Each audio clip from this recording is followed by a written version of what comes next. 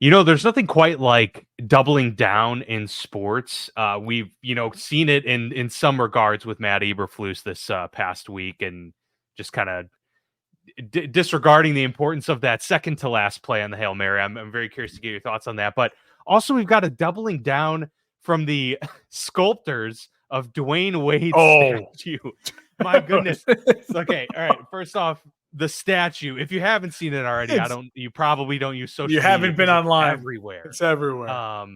It's awful. It's really bad. It's probably one of the worst I've seen. I definitely haven't seen them all, and I'm sure there are some bad ones.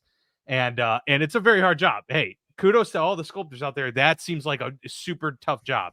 But the sculptors, after all of the backlash, because it really does, some people said, look like Morpheus when he's at the end of the movie, when he's, all, chained up. And it is what it looks like. He looks like he's 75 years old.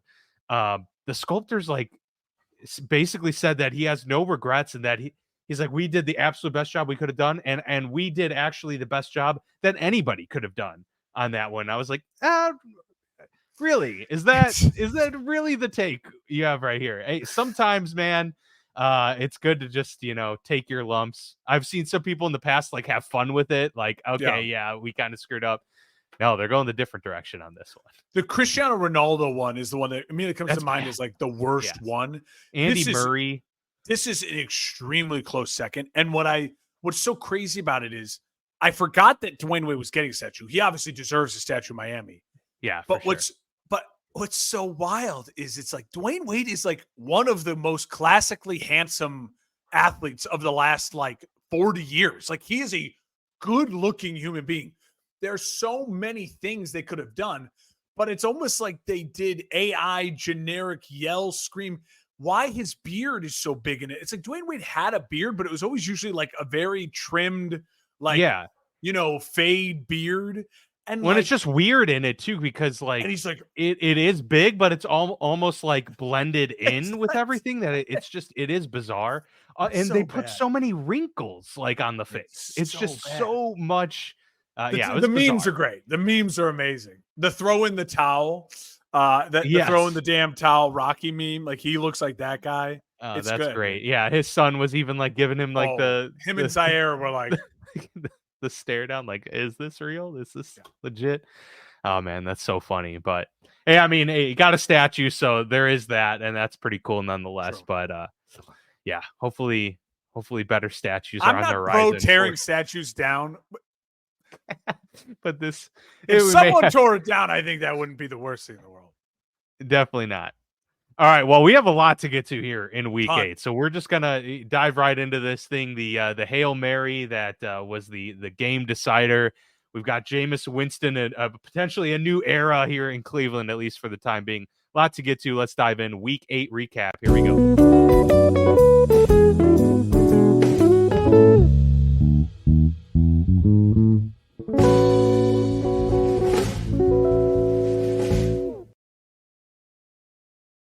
All right, we've had trades, we've had injuries, benchings, crazy happenstances outside of the field, lots to get to. We'll kind of touch on those as we go through a lot of these games individually, and we'll start with this one, as we always do this season, with our best win and worst loss of the week. Mark, if you don't mind, I think I'll kick us off here with the best win. Go for it. My best win for this week, as always, plenty of candidates. I'm going to go with the divisional matchup here that I thought was really pivotal to the standings, and that would be the Atlanta Falcons taking sole possession of first place in the NFC South with their win over the Buccaneers. I can understand, honestly, if the Buccaneers had their wealth of weapons at their disposal for this game, I almost feel like that couldn't be, debated for this week, but I can understand, given that the Bucs were, kind of down and out at this point, that there's discussion. But nonetheless, you got to give credit to the Falcons for winning a division battle like this, a battle where they're both jockeying for position early in the season. It seems like the Saints are already, down and out for that. The Panthers have been the entirety of the season. So it's really going to be a dogfight between these two teams. For the Falcons to get the sweep over the Bucs here in this one, I think is super important. It's not often that you can sweep your divisional opponent. and have it come down to several other games within the conference. Usually, if it's between two teams in the division, it can come down to those two matchups. And so for them to get that taken care of early in the season, I think bodes well for the Falcons' chances here in this division, already get a leg up, and to do so with already knowing that the Bucs are going to be without Chris Godwin, probably going to be without Mike Evans for at least another few weeks. This is a really good time and good position for Atlanta to start to separate themselves. 31-26, it was close, but Kirk Cousins looked really good in this game, and I think we've seen kind of a steady progression here with the Falcons. And so I think if you're a Falcons fan, you got to be pretty pleased with what you've seen so far. 8 of Kirk Cousins' 14 touchdown passes on the year have came against the Tampa Bay Buccaneers in 2 games. So he's lighting them up. That says a lot about Todd Bowles. If I was a Bucs fan this morning, I'd be pretty pissed. You're at home. You give up that many points to a division rival when you have a defensive head coach and your defense is going to have to play better and step up because you're missing your 2 best offensive weapons. The defense failed the Bucs. I mean, it's just a fact. And Todd Bowles has to wear that. And it's one of those, when you're building your case against keeping your coach or firing your coach, this is a huge check mark in the fire the coach. Swept by your division rival. Both games, your defense looked inept and gave up 8 touchdown passes to Kirk Cousins. That's not good. That's not good enough. Baker battled. I give Baker a ton of credit. I don't think there's anything wrong with Baker. You can look at a lot. To me, you have to compare Baker to like Sam Darnold, and you have to compare him to like Geno Smith, guys in that category, right? The guys we talked about. If you look at Baker, to me, he's playing the best football you could possibly ask him to be playing. It's not a Baker issue. He battled. He kept the team alive in the game. Your defense gives up 31 points at home. When you don't have your first ballot Hall of Famer, you're not going to win that game. Tough loss for the Bucs. To me, it was in the category for loss of the week. I agree with you. The sweep of the Bucs is why it definitely is a nod to the Falcons. I think a very good choice for a win of the week. Fantastic. All right. How about you? What you got for best win here? Eagles, Eagles 37-17 over Cincy in Cincy. That's what made this game really impressive. Obviously Sirianni's hot seat. What I love so much about this game is it was the perfect Jalen Hurts game. It feels like Jalen Hurts, we hadn't seen a game like this from him in a year and a half since Shane Steichen was still his offensive coordinator, where it's like, dude, you're just absolutely one of the elite athletes at this position. 16 of 20, 256 yards, had the deep ball going to Devontae Smith on that great touchdown pass, plus the 3 rushing touchdowns. Listen, this game was tied like at half, and early in the third quarter, it was kind of like, this is a classic and anyone's game. And then Philly just took over. And what was so impressive about Philly's takeover was it's not necessarily scheme. I wasn't like impressed by the coaching, but I was impressed by like Philly. It's like they looked in the mirror and was like, why are we fucking around? Like, we have more dudes than they do. We got more guys. And credit to Jalen Hurts for just leading that charge in that barrage. 4 total touchdowns, 3 rushing touchdowns. What an incredible day.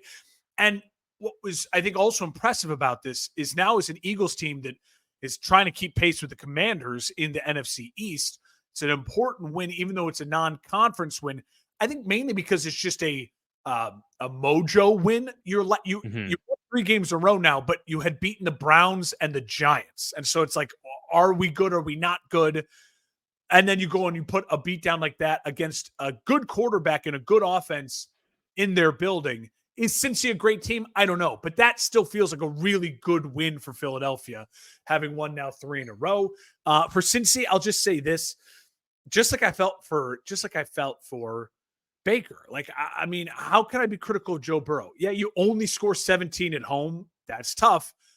But your defense gave up 37 at home. And overall, Joe Burrow, if you watch the game, which I did, he wasn't the reason they lost that game. They couldn't stop the Philly to save their life.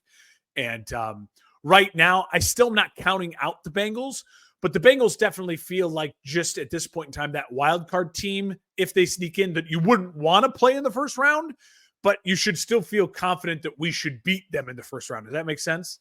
Yeah, yeah. No, absolutely. I agree with you in the sense that, and it's speaking on Cincy particularly with this one, that he's not the reason they lost. The problem is the way the Bengals are set up right now, and I would They can't argue run the that this has football. been the case for the last couple of years. He needs to always be the reason they win. And that's Exactly. a problem. It's And huge. not only that, like who on this team can be that?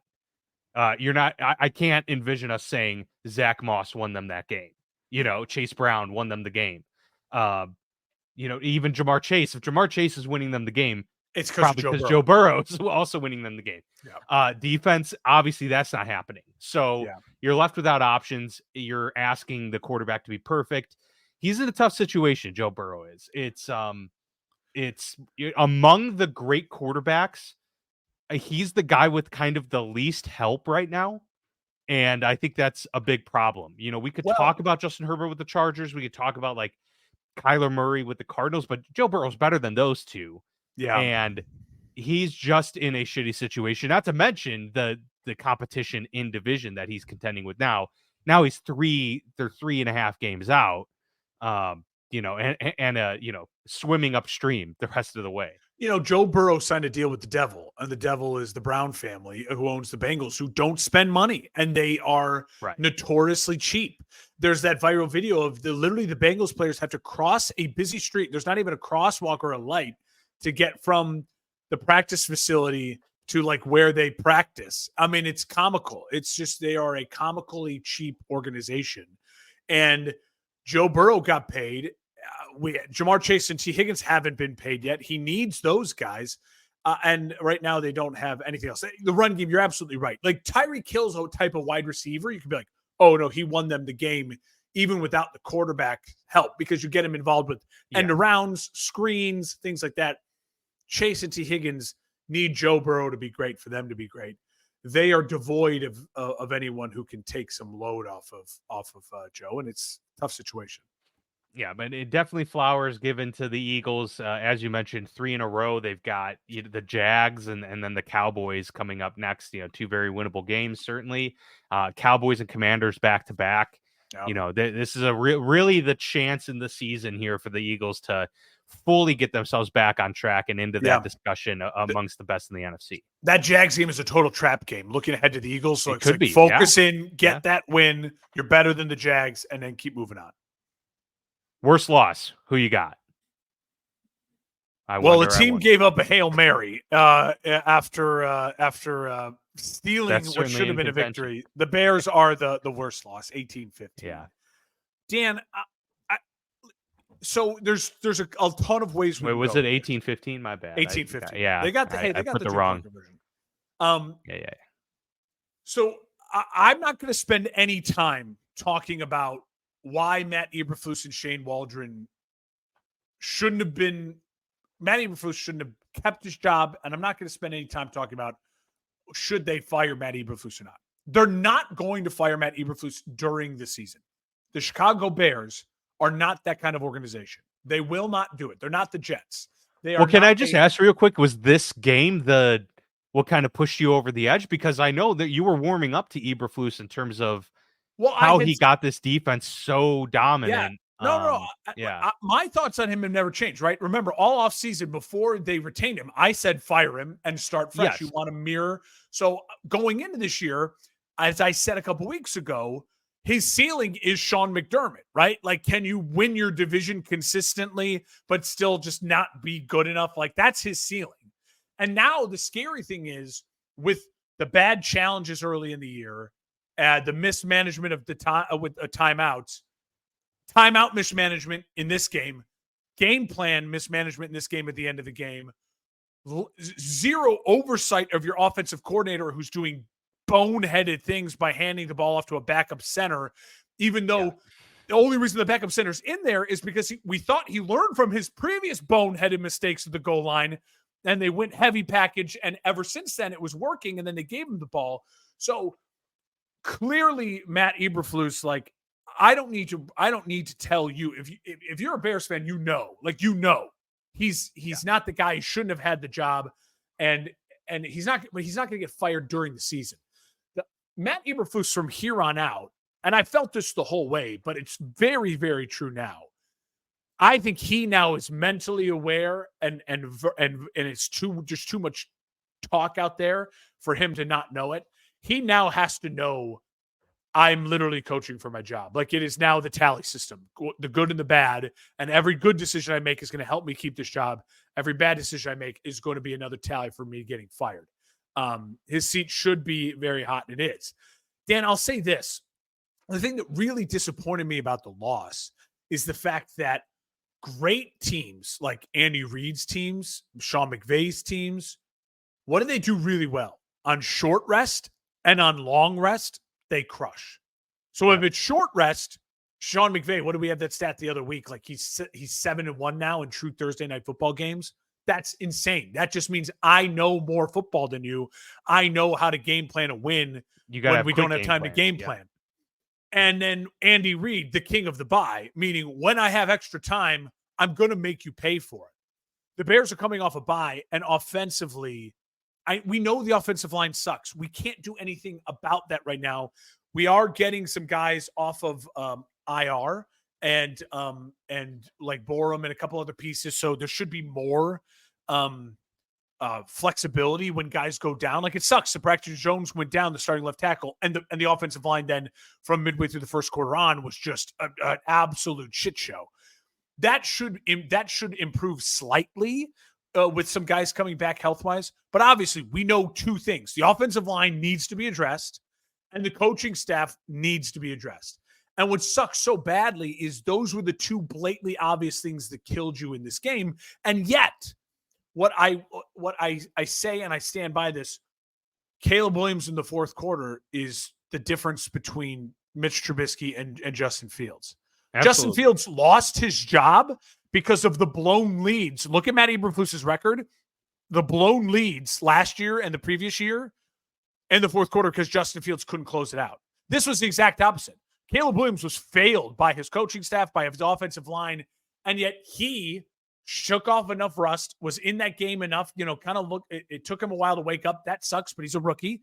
And also, we're still in this mode because he's a rookie, and we do this with all rookie quarterbacks because we have such a small sample size. We live and die on every throw. Patrick Mahomes has been not good this year, but no one's worrying about Pat because Pat, objectively, Caleb Williams has played better football than Patrick Mahomes this year. That's like, it's almost not like even a close argument, right? Like, stats-wise, if you watch the footage, decision-making, turnovers, mobility, like, Caleb Williams has played better than Patrick Mahomes this year. Why we're not panicking about Patrick is because he's got the hardware, where Caleb, it's like we still have such a small sample size, right? So, when you suck for 3 quarters, it's harder for me to love the fourth quarter, but I still really love that fourth quarter. It is a historic loss. It's a loss that we'll remember for a long time as Bears fans. It will haunt us. And now, listen, we said it at the beginning of the year. This was the stretch where the Bears could have won 5 in a row and really separated themselves. Well, you won 2, you lost 1. You still can win the next 2, the Cardinals and the Patriots. Like, they've got to find a way to bounce back. And this team can still make a run and have a really competitive season. And in the end, I'm still pro that as a Bears fan. Even though I want Matt Eberflus fired, I'm still pro that because the best thing for a team is winning, not losing. I mean, it's just historically, when have you seen teams lose with who they think they have their guy and they get better? It doesn't happen. True. Caleb's impressing enough to where guys are going to want to coach Caleb Williams. The rumor mill was Ben Johnson wanted the Bears job if it became open because of Caleb Williams. That would be awesome. So if that's the type of rumors that are flying around out there, I'm not panicking about this. I'll say this about Washington. If you're a Commanders fan, I don't know how you're feeling good. I mean, you love to win. A win is a win. Don't apologize for a win. But you only scored field goals throughout the whole game. You sucked in the red zone. Jaden melted down in the red zone that whole game. And even then, the one touchdown pass he threw was the Hail Mary on the crazy breakdown, Tyreek Stevenson. I don't even need to get into all that. It's all dumb. It's all bullshit. That to me is blame the coaching staff for not having your guys organized. You blame the coaching staff for even putting your team in a position to give up a Hail Mary by giving up the play beforehand. And I blame the coaching staff for not taking a timeout and recognizing your guys aren't ready to play when you had timeouts to go. So, yeah, Tyreek Stevenson, boneheaded play. He's a good player. Like he's a very good player in this defense. He'll get right. He won't make that same mistake again. He's going to hold himself accountable. Players will hold himself accountable, even if the coaching staff won't. But if you're Washington, like you escaped to the victory, and it's only because Caleb Williams sort of balling out in the fourth quarter. I do. I kind of take the opposite viewpoint on that from Washington's perspective. They're playing the best defense in the league. Like, true. If I'm a Washington fan, I wasn't expecting to light up the Bears. I was expecting us to, if we were winning, to eke out, a 20-17 win or something to that effect. Like, it's just the red zone Bears offense, so bad. They were just not. The red zone just was so ugly. No, it was bad. It was bad. Don't get me wrong. And so, but the fact that you come out with a victory almost feels like, whew, okay, we got through that one somehow. And now we've seen what some, our Achilles heel can be, in terms of opponents. So like, it's always good, the old adage of like better to learn through a loss or through a win than a loss. You can take these and run with it moving forward. For me, the worst loss, and again, I've spoken about the Jaguars, who aren't going to be in contention for the worst loss the rest of the way because I consider their season to pretty much be over. The same is going to go for the New York Jets. Yep. Oh, there you go. Good the New York Jets losing to the New England Patriots is incredibly embarrassing. Especially when you factor in that they're much more mobile and versatile quarterback went down right at the beginning of this game in Drake May. And you could argue Jacoby Brissett is, a grown up and like can make the plays. And so that's almost harder to deal with. Yes and no. I think given their issues in the secondary, the Jets, they would have much rather played Jacoby Brissett than Drake May, who can beat them over the top when they have such an injured secondary, and a mobile guy who can evade their pass rush, which, was supposed to be super good. But that's all on the defensive side. Aaron Rodgers and company, I don't care if he didn't throw a pick in this game. I don't care that it wasn't an atrocious game from Aaron Rodgers. You scored 22 points against your rival New England Patriots, who are in contention for the worst team in the league. Now you own that, New York. Like the New York Jets are truly one of the worst bottom three teams in the NFL. Like by record, yes, but just in general by their play. I thought this was super embarrassing, and the Patriots were able to they didn't even lose it like, oh, we were just like in a rut and we just couldn't come back. No, you gave up the game-winning goal line, touchdown at the end of the game to New England, and you just got out physical. You let them play the bully ball when they're, and I guess credit to their head coach, Gerard Mayo, maybe him calling the team soft, which is certainly ill-advised, lit some sort of fire and had them, turn up the notch this week. But I don't think I have to say too much more about this game. No. The New York Jets season's over. They're 2-6. They are atrocious. Best of luck to Buffalo. The AFC East is yours. They play Miami this week, I think, right? If it's not this week, they play them very soon. So they'll have an opportunity to pretty much put the early dagger into that. But God, it's I almost feel bad for Jets fans because they had this ray of hope last year. Gets hurt. You come back and you're like, all right, maybe the Jets will finally get at least the one season of hope where they'll make a playoff run, and maybe even if they don't win, they'll be fine. It's worse. It's objectively worse than what they had with Zach Wilson. Dan, they're the most all-in team in football, and they are in dead last, in their division. It's really bad. It's horrible. Cleveland Browns, it's horrible. Yeah. And I'll say this. You nailed it. I'll add this. I just think at this point in time, there's no quick fix. There's no easy way out of this. And so if you're the Jets, you play Thursday night on Halloween night against the Texans. Like that's your season. It is really your season. Can you muster up anything? Can you find a way to win that game? If you can find a way to win that game, then you have a pulse and you can maybe put a little faith in Aaron has done this before and gone on runs. But I mean, you're in such a deep, deep hole. Yeah. It nailed it, Tyler. It's so true. Absolutely. It's a bad organization. Like I hate my ownership as a Bears fan, and I hate the mom and popness of the Chicago Bears. But the mom and popness of Chicago Bears is never a circus. The circus is like, oh, we let someone else hire someone and we end up with John Fox and we just go 5-12. Like, okay. But it's never like the expectations are never, we're getting the Super Bowl this year. The Bears' expectations are always like, yeah, we're going to stink and we maybe it will be better than if we stink. Like the Jets, this is a true embarrassment. Thursday night is everything. And for the Patriots, like it's got to feel so good as a fan base. Like, this year's a rebuilding year. You don't need a quarterback. You got your guy. So it's not about getting the number 1 overall pick, right?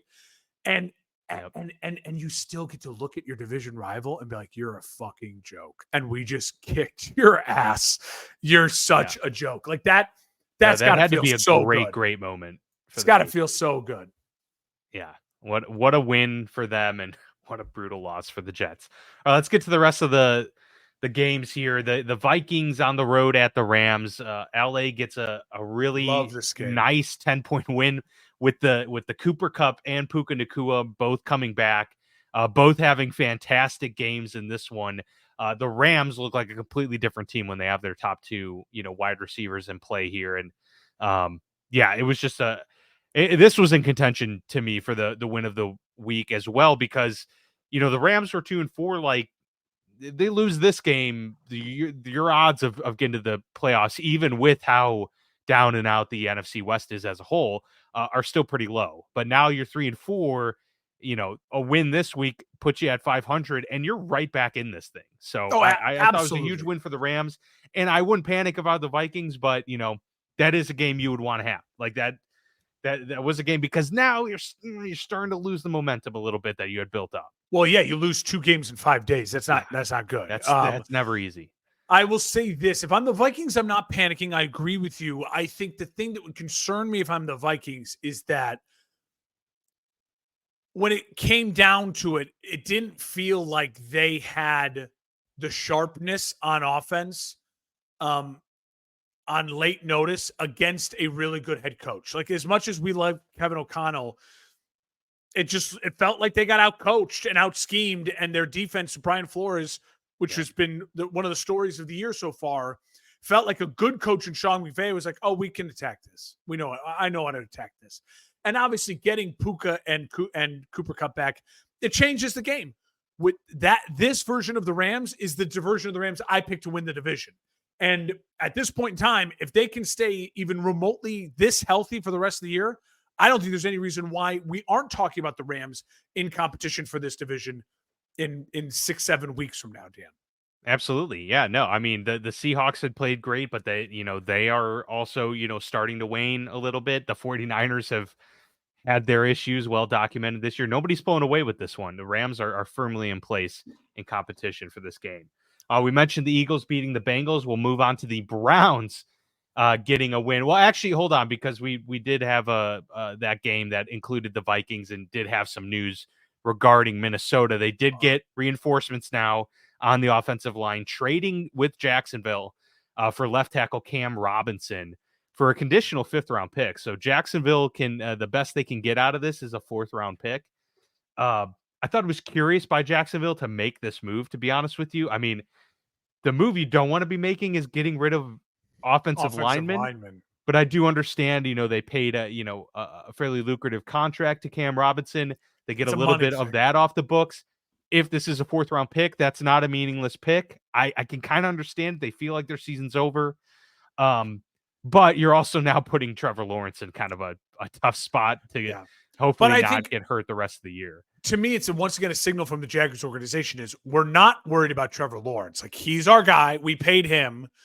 Yeah. And now we have to find a way to quickly retool. And one of the best ways to do that is to get picks and get big money off the book. So They could justify it there. And Vikings needed some help who did there. they lose? I can't remember the guy's name. Right, I can't remember the young player's name. He's a really good offensive lineman. They lost him 2 weeks ago to an injury out for the season to Vikings. So they're replacing him. I got to look that up. I can't think of his name. He's very, very talented. And so, the Vikings in sell now mode. The rumor was they wanted to sell Christian Kirk as well, but then he got injured. And so now it's a little like, what are we doing? Oh, Christian Darrisaw. That's the tackle. Yeah, he is really good. So that explains that move. The Browns, who officially went to Jameis Winston, which they've also announced he is going to be the starting quarterback for the rest of the season for Cleveland. The 1-win Cleveland Browns get a huge victory at home over the Baltimore Ravens in this game. Winston throws 3 touchdown passes, and they end their 5-game losing streak to get the victory. Obviously, this was kind of an emotional win, and this said a lot. Probably the worst thing that could have happened to Deshaun Watson was the fact that this team could instantly get that boost with Joe Flacco, that they've been with looking Jameis for. Winston, whoever it is. Yeah. They're starting to see a pattern here of competent, remotely competent quarterback play, helping the Browns get this done. I still don't feel like the Browns are, a team to be feared. I think they're better. They're better with Jameis Winston than they were with Deshaun. I'm not terribly concerned with Jameis Winston. I did feel like this was kind of like that instant juice kind of game that's going to wear off pretty quickly. I was a little concerned from what I saw from the Ravens in this game. I think their defense is a problem. They're becoming a liability in some regards, and I was expecting this defense to definitely be worse this year. Not this much worse. So I think this is something that they really need to get figured out quickly. Because that's going to cap their ceiling in terms of the dominance within the AFC. And, they're going to play like what would this defense look like against the Buffalo Bills right now? That's gives me some pause. So I'm curious what your thoughts were on this. Like, did it say more to you about Cleveland? Did it say more to you about Baltimore? Or is it you feel the same about both? Well, you nailed it with the pop with Jameis. It's a pop. Is it a sustainable pop? We'll have to watch, right? Like the Browns are now frisky. They're interesting. I'm not ready to say the Browns are all the way back and this is now a competitive playoff team. We'll see if the pop lasts. They already traded Amari Cooper, so they lost their best offensive weapon, for Jameis. But again, Chubb is back. The running game is back a little bit. Here's my concern with Baltimore. It's the Raiders loss, right? Like now the Ravens should not be a 3-loss team. They feel better than a 3-loss team at this point in the season, but they are because they lost the Chiefs and it compounded into a loss week 2 against the Raiders.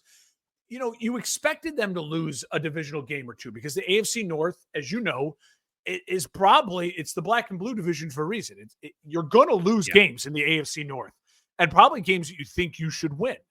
And so now they're a 3-loss team. When you look at Kansas City, no losses. Buffalo, only 2 losses. They're putting themselves in a hole. And we saw their best chance to make an AFC Championship game last year was they did it because they were at home.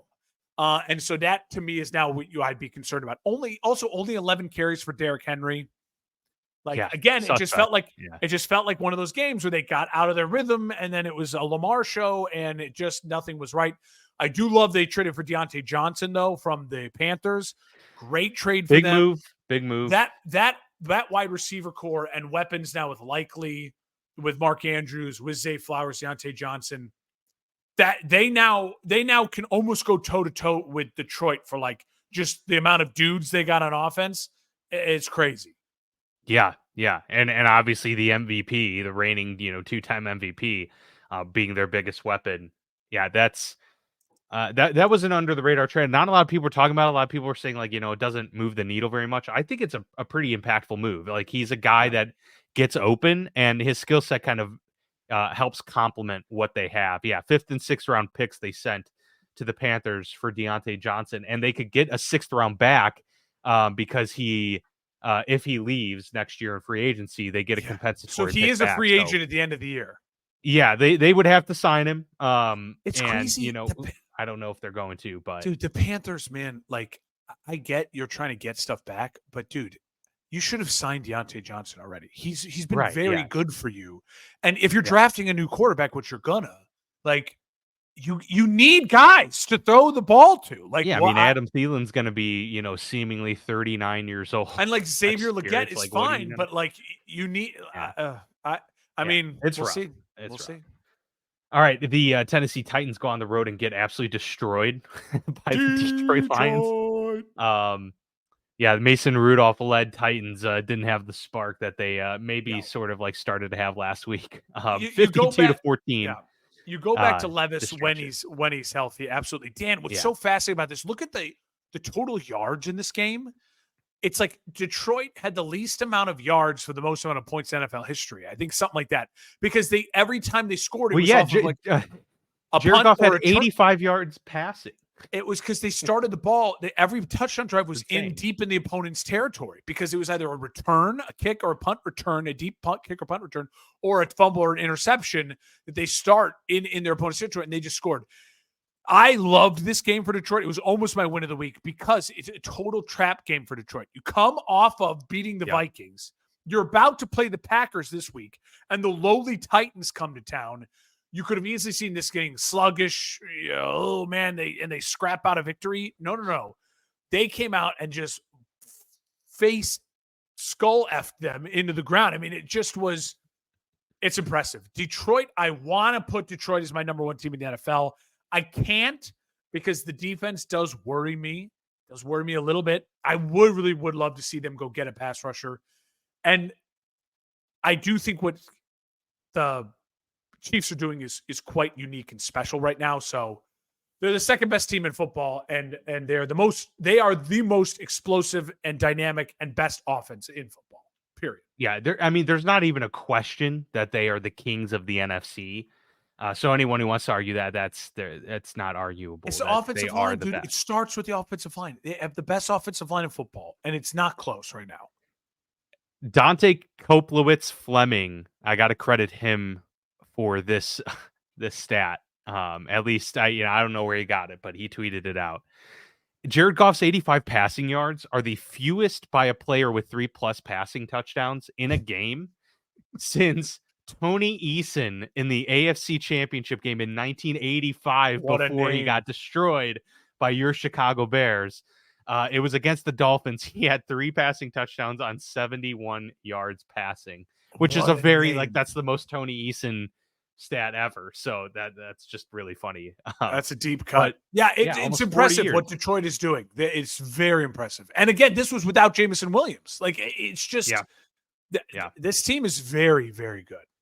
Which, speaking of Jameson Williams, back in the news again because Detroit police are investigating why he was able to avoid arrest when they found a gun in a car that he was riding in that was his, but investigation closed.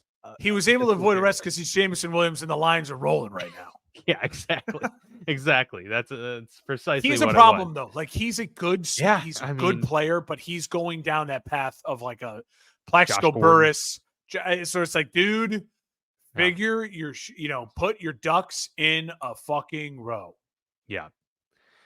Cardinals were in contention for best win of the week too, in my view, because they also are right there in the mix of things in the NFC West. A 1-point victory over the Dolphins and Tua's return to the team. Obviously, the Dolphins looked way different with Tua. That is very much clear.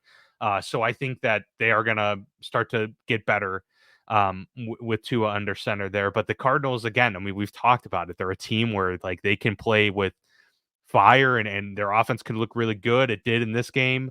Other times they could just look brutal. They're a very hard team to pin down, but they're 4-4 right now. And Arizona coming away. What are they tied for the NFC West right now? So I mean, they've won 3 of 4. I'll say this, Dan, Miami feels now like that team that's going to upset some people, but barely miss the playoffs. Like they're gonna win some games. They're gonna go all in. They dug themselves too big a hole. Yeah, but and they're gonna win. They're gonna beat a Bills team, or they're gonna beat someone. I don't have their schedule in front of me. There, it's like, damn, and that really hurts them at some point in time, especially in Miami. But the Cardinals, listen, I'm very nervous. My Bears play the Cardinals in Arizona, and Matt Eberflus is a true 0-17 on the road in Sunday games as a head coach of the Chicago Bears.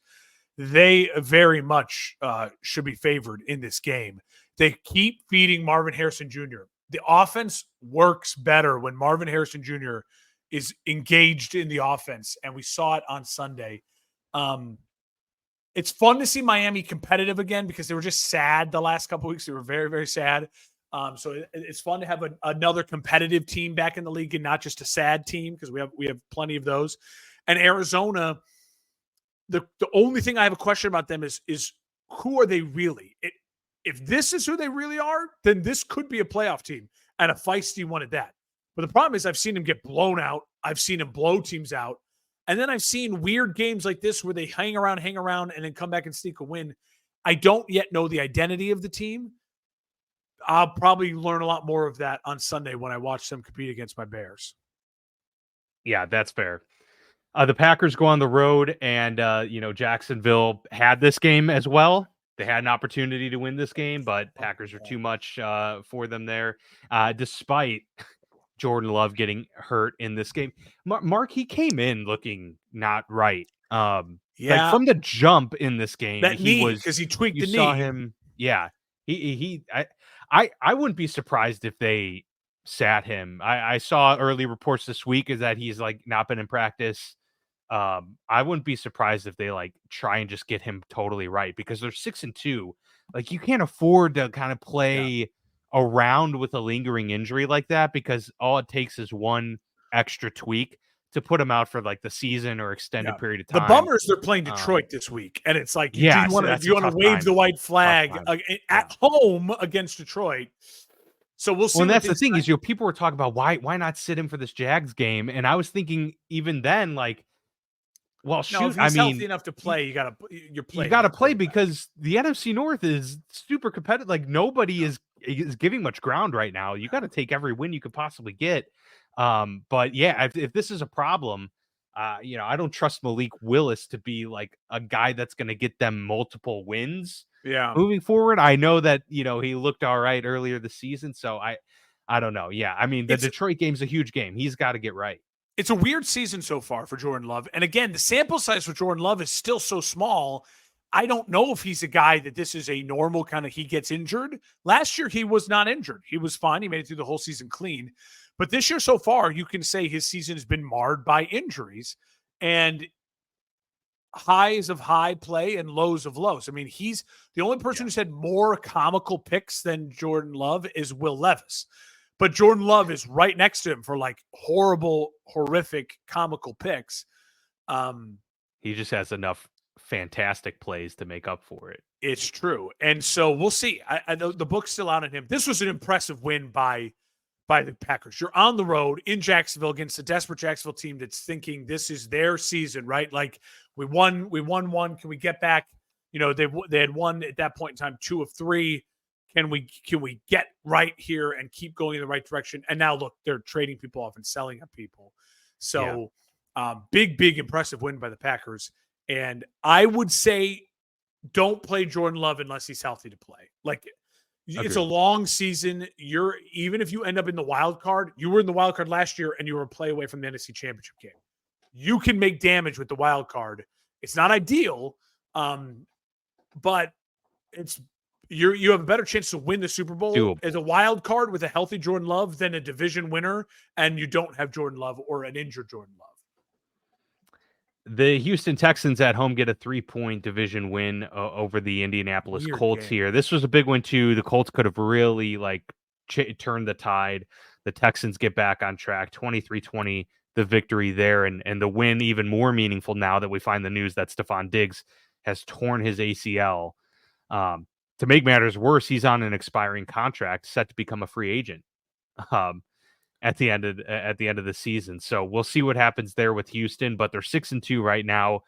They're also without Nico Collins, so they're going to have to pull from Tank Dell and really Joe Mixon the rest of the way to hopefully continue on this track that they've built. But the bigger storyline almost to come out of this game was Anthony Richardson tapping out of the game in a 3rd and goal situation, I believe it was. And he said later it was because he was tired. I don't think people are making or being overly dramatic about this in the discussions out there in the media. This is bizarre. A lot of them are saying like, I don't think I've ever seen that No, before. And I don't. honestly, I can't think of a time I've No, seen it either. I mean, that's Dan, really weird. I firmly believe Anthony Richardson would be the starting quarterback for the Colts this weekend if he had If that not didn't done that. happen. I Yeah. think that is such an egregious thing, and the way he admitted it too. You could have just said, I felt like a quick tweak and I needed to make sure I was okay because I've been dealing with some lingering things. Go to the medical tent for a play or two, fake it and be like, no, actually I'm good. It must have just been a stinger. I'm ready to go back in or whatever it is. But the fact that he admitted, no, listen, I was tired. It's so disconnected. It's such not what a leader does as the quarterback. What you do if you're tired, you audible to a run play the next play, right? Or you say to your coach, like, you look at him and you give him the sign, like, you know what I mean? Like, but you don't leave your guys because you're tired. You don't think your offensive linemen are tired. You don't think the wide receivers running routes are tired. I said it week one after Anthony Richardson. Like, I thought he had the chance to really blossom this year, and you get wowed by the big plays. I'm shocked they already announced that this is a permanent change, that Joe Flacco is their starter going forward. Because I really think that truly means Shane Steichen has had a meeting with Irsay, and that in that meeting they have said he's not our guy. He's not our Ballard, guy. And if that's the case, then I get it. You move off it, but then I would try to trade Anthony Richardson try to trade him because his stock isn't. I don't think his stock could get any lower unless he gets injured. But you're not make the move, get him out of the building, and move on. There are some teams right now, I think, who would give you a second round pick for Anthony Richardson. Think about the teams like New York Giants. You think Daboll wouldn't look and be like, look what I did with Josh Allen? I'm the guy who fixed Josh Allen. I can fix it. That's a good point. Yeah. The Raiders. And you look at this year's quarterback draft is not strong. I mean, it's Shedeur Sanders and a bunch of do we believe in it? And I don't even believe in Shedeur. We'll get into that another time. But yeah. I'll say this for the Texans for the win. Dan, the Texans are weird. Obviously, they need Nico Collins back. The Stephon Diggs move sucks, but this team was always more about that was an added bonus. Nico Collins is their go-to. He's their number one. He makes their offense work. I'm not yet making a declaration on the Texans. They're obviously winning their division. They're very good. There's no sophomore slump, quote unquote. But I still I still have no idea. They haven't played a complete game where I can be like, that's the Texans. That looks like the team last year. So still plenty of time to do that. And their division is kind of such a joke that they'll be fine. But it's something I need to see. And maybe it's this Thursday. Maybe they go in there and they just demolish the Jets and dismantle them. And we go, oh, all right, there it is. Are they underdogs against the Jets? I just saw a headline that says JJ Watt cannot believe the Texans are underdogs versus the Jets. That's insane. How is that even? No Diggs, no Nico Collins in New York on a short week. Home teams have an advantage on short. I mean, that's Thursday true. Night. Yeah, I just think they're so much better of a team than that's Vegas wanting you. That's Vegas baiting us to take the Texans. Yeah, absolutely. You see that plus sign next to the Texans? That's Vegas is baiting us, and I'm gonna take the bait. How do you feel about Ladd McConkey and the aerial attack now in LA as the Chargers get a 26-8 win over the New Orleans Saints, who, by the way, the Saints who started 2-0 have lost 6 in a row. The Saints are, yeah. No, I think I feel good that they pummeled a team that you're supposed to pummel, right? The Saints are now in the same category as the Panthers. When you see them, you lick your chops and you say, let's go, boys.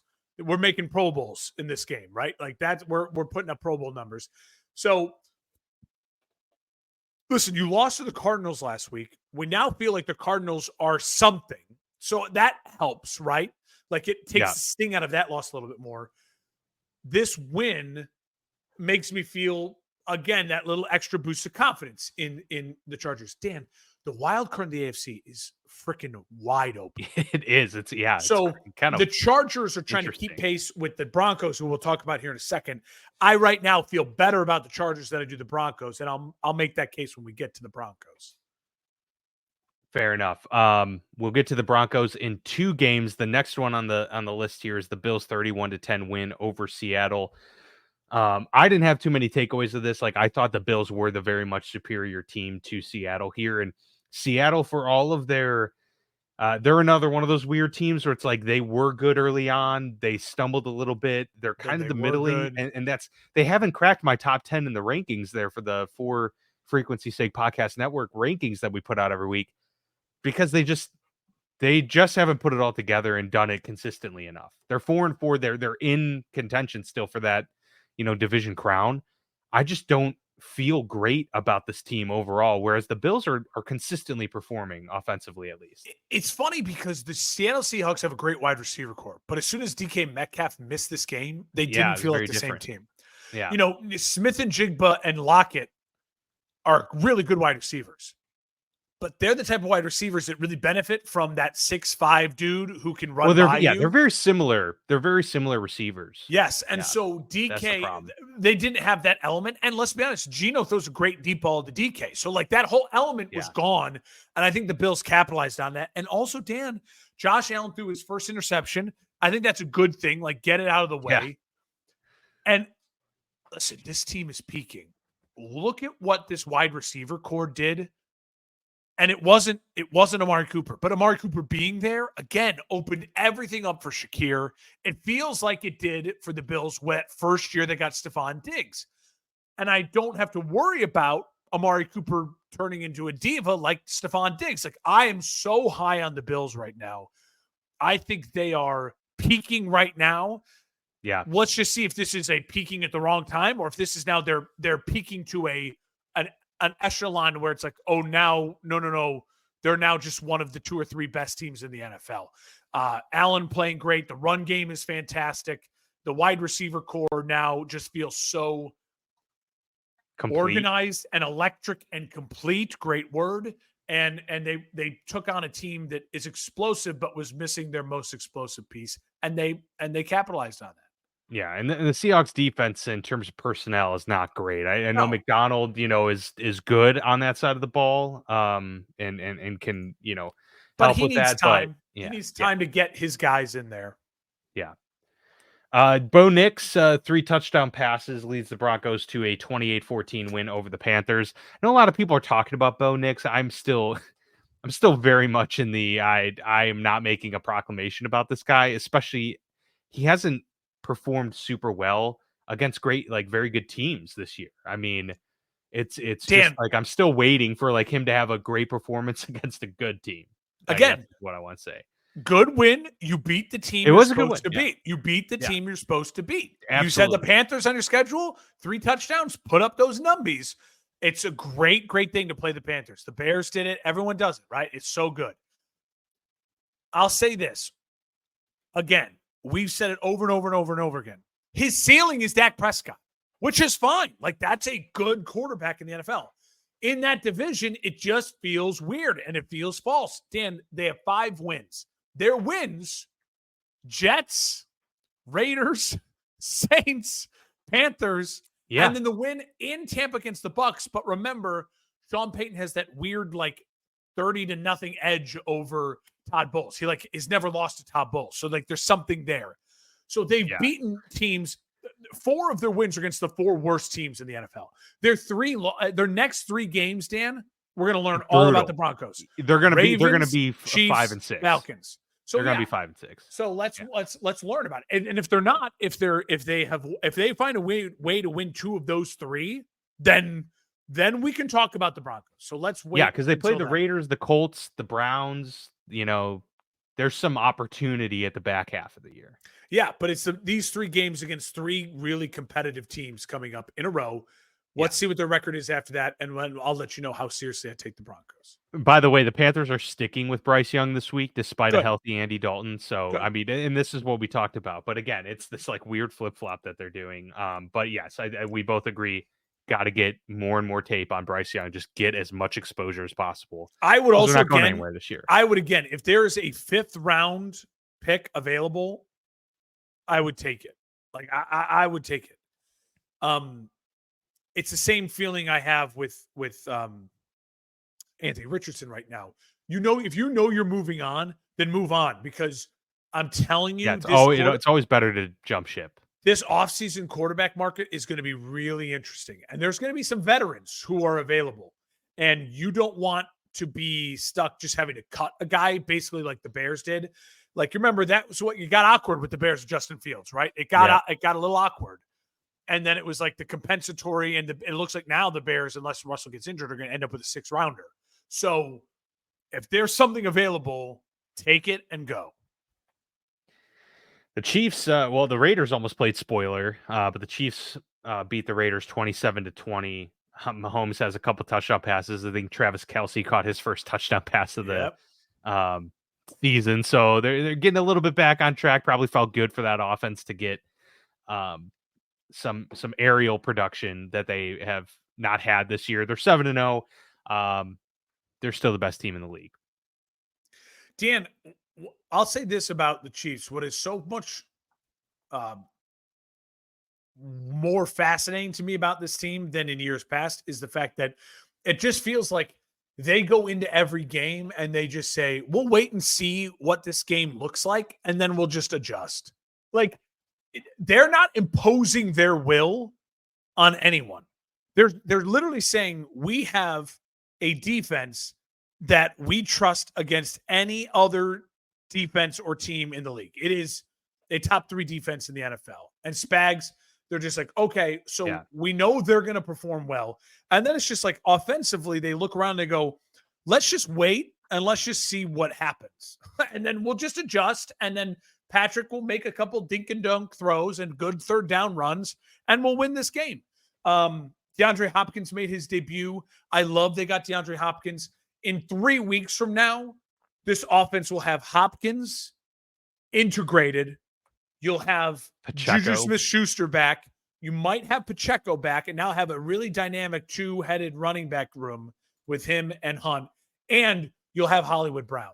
And it's like, at that point in time, I'll start to question if the Chiefs aren't scoring 30 regularly. Then I'll be like, what's maybe a little bit wrong? As of right now, I'm not. They're starting a rookie offensive tackle. They have some holes. The problem is they have the best coach and quarterback and a top 3 defense. Like, it's impossible. Yeah, to take advantage of those holes because they have the best coach and quarterback and a top 3 defense. Yeah, that's going to be hard to overcome. A 3-4 start to the season is going to be hard to overcome for the Dallas Cowboys in the NFC East. Not impossible though, especially with that division. But 49ers get a 30-24 victory. Sunday Night Football really was about a dominant 3rd quarter from Brock Purdy and company that they bullied him. Put this game away. It was 10-6 at the half, and then it was pretty quickly at 27-10 after the 3rd quarter. So. Gave up a couple touchdowns there in the 4th to Dallas, but that's what they do. Garbage time. This is what Dallas does. Yeah, 38 passing attempts for Dak Prescott, a couple picks that weren't good in this game. Brock Purdy was, just his typical kind of efficient self. George Kittle on National Tight Ends Day had a big day. By the way, they had like 14 tight end touchdowns. So something about that special day that gets going next year. I got to mark it next year and bet the tight ends. Absolutely. CeeDee Lamb had 17 targets. The Dallas Cowboys. The Dallas Cowboys are the most predictable. They're the most stuck team in the league, right? Like, even the Jets can say in 2 years from now, we might actually be in a really great spot, because if Aaron Rodgers retires and you just get to start over, like, that's better than where the Dallas Cowboys will be in 2 years. Even the Chiefs, or like good teams, like a Bills, or like a mortgage the future team, right? Like a Ravens, they're going to be in a better spot than the Cowboys because of that Dak contract and that CD contract. They are so effed. They're so stuck. And coming again. All right. So I don't expect anything from Dallas for the rest of the year. They're exactly what I predicted them to be. They're going to be about an 8-9 win team. I think they're barely going to miss the playoffs in the NFC. Even if they make the playoffs, they're non-competitive. Yeah, they're not going to make waves. They can't run the ball. Their offensive line is not great. Their defense is sus. And they target CeeDee Lamb 17 times just so it seems like CeeDee doesn't get mad at Dak. It's a broken system. And for the 49ers, I love to see this felt like a vintage Kyle Shanahan game. A running back we've never heard of, just like feed him, and he's electric. And we're just going to look at our opponent in the eyes and say, F you, we're bigger, stronger, and we're going to bully you. And that's what they did in the third quarter. That's a vintage 49ers game. It feels like they have less of those in the chamber of their gun. And it feels like they used one. 2 years ago, I'd have said, oh, well, they'll just keep shooting. They have unlimited of those games. This year, it feels like they maybe only have 2 or 3 of those left, and it's every couple weeks. So we'll TBD with the Niners, but a needed win for the Niners. Definitely a needed win, and, they put up 30 points at home. Like, yeah, it was a needed win. And 4-4, they're tied for the division. Like, they can go on a run here and potentially, take a stranglehold if all the things line up. Purdy is young Kirk Cousins. He's the way he scrambles, his accuracy. Yeah, I could see that. The lack of arm, but then the arm when like an Alex Smith type, maybe a little bit. Yeah, Alex was way more athletic, more mobile. Yeah, more mobile. But like Purdy's arm at times is like, good God, that's not an NFL arm. And then the next throw, it's like, shit, where did that come from? It's very weird. Yeah. It's interesting. Unlike a Patrick Mahomes who has like all the angles, Purdy's got no angles. But Purdy. He's angleless Purdy, but yet there are times he makes those that are just like, shit, I want this freaking guy, man. How does he do it? Yeah, I mean, sometimes he just makes really good decisions, Dan, and it gets you. I was hoping this would be your win of the week, so we could talk about it right away. Here, open it on up. Listen, the Steelers, are they for real? What a win. I mean, I do think they're for real. Like, I feel confident in the Steelers being a quality team. I picked them to win 9 games this year, and I picked them to miss the playoffs. I don't think either of those is going to happen at this point. I think it's pretty clear. Like, even if we say that they have, a rough patch over this final 9 games, which we've, talked extensively about how difficult their schedule is, I think conservatively having them go 5-4 in the back stretch is fairly plausible. Because we talk about the division games, they could easily split those. That's 3-3. And if they steal a second one, sweep the Browns or something, or sweep the Bengals, go 4-2, then they really just have to get a win against the Commanders, Chiefs, or Eagles, one of those 3 games, and they are an 11-win team. And I just think that's much more plausible. I think it's very realistic now to say that they could easily win this division. Maybe not easily, but you could absolutely see them winning this division. No, I think they're for real. I mean, I'm not going to read too much into a game where they beat the Giants, who I don't think are a very good football team, by 8 points. But I will say it was a little bit misleading. Like, I think if anybody was trying to be like truly objective, despite it being 9-9 at the half, you had to feel like the Steelers were dominating that game. Yeah. I mean, offensively, they were constantly getting into the red zone, stalling out by penalties. The George Pickens getting 2 right feet down, but not both feet. I had George Pickens anytime touchdown, and so he had 2 of them taken away. He had 2 touchdowns that were taken away. Yeah, it killed me. One by a boneheaded, absolute. I mean, their first round pick from 2 years ago, Broderick Jones, that holding. I thought was going to be a stud. Now it makes even more sense why they went and got a tackle, in Troy Fautanu this year in the first round. Yeah. You were hoping that they were going to be your bookend tackles. I mean, Broderick Jones has been pretty bad. He's been like a liability this year for them. But no, I just think that what Russell gives them in the passing game has been a lot different. That throw he made to Pickens down the sideline was incredible. That was a great throw. Just a great throw. It was. I feel good about this team, and special teams is a low-key real big part about what they've been doing this year. They are Austin. blocking a lot of kicks. He's fun. They got a punt return touchdown. They're seeming like a really solid, complete football team, and yeah, I feel optimistic. I laughed so hard on part of my take. I think it was on Steelers played Monday Night Football. Yeah. So it was today's episode, the Wednesday episode. Barstool Big Cat, they talk about Monday Night Football on Wednesday's episode. I think he said, like, jokingly, but in a way, it's very true. The best free agent move so far of this year has been the Steelers getting George Pickens by putting in Russell Wilson. Like, it's crazy how much more he's been engaged and involved.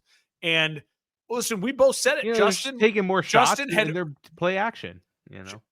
Everyone, the national media was throwing Tomlin under the bus. Mike Tomlin's never won Coach of the Year.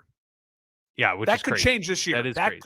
That should and could change this year. Now, 3 of the next 4 on the road: Washington, Cleveland, Ravens, Bengals. So we'll see. Yeah. Again, we'll see. And they got a bye week this week. It comes at a very good time for them. With Russ, I'll say this: it still feels like I'm clenching my breath, like, oh, like, what's gonna happen? Because there's still some of those moments where he throws like in the dirt. And Tyler, I was just about to say this. It's very true. TJ Watt is officially now like the closer. Like, and that's what's exciting if you're a Steelers fan. If you have a passing offense that scores and you can get ahead, well, now TJ Watt's value goes way up too. That he just can pin his ears back and go attack the passer. Their right tackle all week said, "I hope I get him on an island all game." Oh yeah, that was so. And he's walking it back. He said, "Oh well, I wrecked him for 3 quarters." The guy had help the entire time. I mean, TJ Watt. The only way to defend against him is you put a second guy there to chip. Like, you have to. TJ Watt, I think, is actually better than JJ Watt. The problem is going to be the hardware, and also.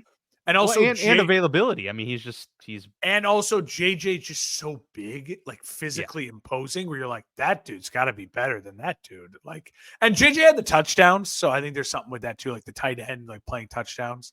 If he continues on this trajectory, Mark, I'm not even kidding. I think TJ Watt will go down as the top 10 greatest defensive player of all time. Like, I truly believe. Yeah, he's got to get enough. Unfortunately, he's been screwed out of at least one defensive player of the year, because those things matter when you're talking about that. So he needs to get it. But if he wins it this year, he's got 2 to his resume. Yeah, can he snag a third and be in rare company? And then he's got to stay healthy and put up numbies, because he's going to put up more numbers than his brother, because his brother didn't stay healthy long. Right. Yeah, that's going to be the big thing. I still think in a 3-year period, peak JJ was like a top 2 defensive player of all time. Like, I mean, peak JJ in that 3 years. Oh, span, yeah. 22, 21, 20 sacks or whatever he had. I mean, just mind-boggling. Dan, but no, the Steelers are like a legit. Well, we got to wait. Do you feel they're super legit right now? Right now, to me, I have them below the Bills, Ravens, Chiefs. But who's to say they're not better than everyone else in the AFC? And on any given Sunday with that defense, they could make a run at those teams. And Najee Harris is playing better than he had, and that's important. Career. It's really important. Really, really important. To me, again, let's check in with the Steelers in 4 weeks. They're going to the road 3 of the next 4 weeks. I think they have a bye in there as well. So this week, this week is their bye. So then they go off on that the bye. 9-week It's gauntlet. It's a gauntlet. So let's see. Yeah. And so but if they go 2-2, if they're 8-4, they just got to get to 10 wins. They're in the playoffs. Yeah, in the AFC, exactly. 10 wins is like 5 seed. Like, and they're already in 6 wins. I think they're going to get to 10 wins. You said conservatively 5-4. I'd say it doesn't even matter if they go 4-5 over the stretch of 9. Right. Yeah. They're in the playoffs, and then once you're in, whatever happens. I was thinking more for the division. Like, if they go 5-4, they'll have a legit shot at winning. Well, they will, because the Ravens already have 3 losses. Like, the Ravens screwed themselves. Like, they killed themselves with that Raiders loss. I'll say this is a whole on week 8. It's just kind of a button on it. It's the last week. We'll have buys now pretty much all the way now until the last 2 weeks. I think it is, right? Or whatever, 3 weeks of the season. Yeah, it's the last 3. I think week 14 is the last week of buys. Yeah. So it was a crazy week. I think to me, one of the biggest takeaways from this week, when we look back at it as a whole, it's the death of the Jet season, like the official nail in the coffin, the death of the Jet season. But it is literally the resurgence, like the comeback alive for the Rams, like East Coast, West Coast. Mm-hmm. I really think keep an eye on the Rams. And then for the Jets, Thursday night, again, tomorrow night, if they can win impressively, and I mean like impressively, then maybe we'll show them some love on next week's show. But otherwise, it's also the last week before World War III breaks out because of the election on Tuesday. So cherish that. Absolutely. Yep. It's a big week. It's a big week ache for many reasons. Do you care? I think we're gonna. Should the podcast say who we endorse, or does Jeff Bezos, or would the For Frequency's Sake owners? We were ready to endorse a candidate. For Frequency's Sake said no. Well, look, I have made clear I am open for business. Whoever wants to give me money, I will endorse it. I will sell. Come on the pod. Quite honestly, for like a $35 Jimmy John's gift card. Honestly. Can you imagine if like JD Vance is like, yeah, I'm going on the football lounge. We're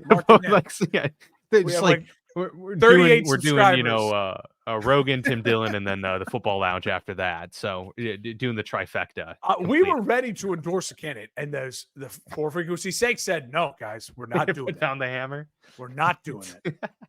Those billionaires, the billionaires at For Frequency's Sake said it's not good for business. Oh, that's yeah. It would just the George Soros for George Soros' sake. I've always said DJ and Soros did look alike. It's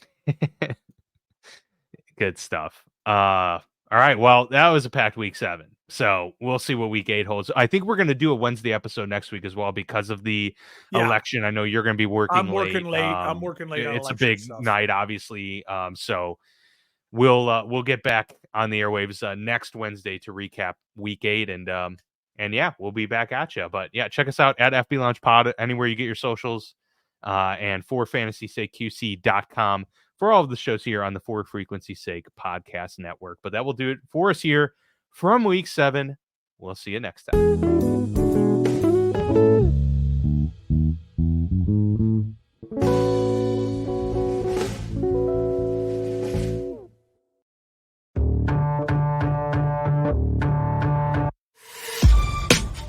This has been a For Frequency's Sake podcast network production. For more great content, subscribe to For Frequency's Sake on YouTube, Facebook, and Twitter.